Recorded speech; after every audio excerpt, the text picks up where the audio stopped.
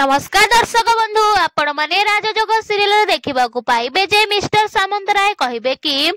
कौन भावुंट आपण माने कौन भावुंट मु हूँ गोटे साधारण लोक मु हूँ ए एरिया एमएल आउ आगामी मंत्री हेबार हकदार आउ ता सहित तमे माने मो सहित एमिति बिहेव करूछ। या परे बलवंतराय बाबू कहबे कि देखंतु सामंतराय बाबू एटा होचे हम फैमिली फंक्शन आउ एटा हमर 9 वर्ष हला चली आसीछि। तो सामंतराय बाबू कहबे कि फैमिली फंक्शन हे गला तो कौन हे गला सेठू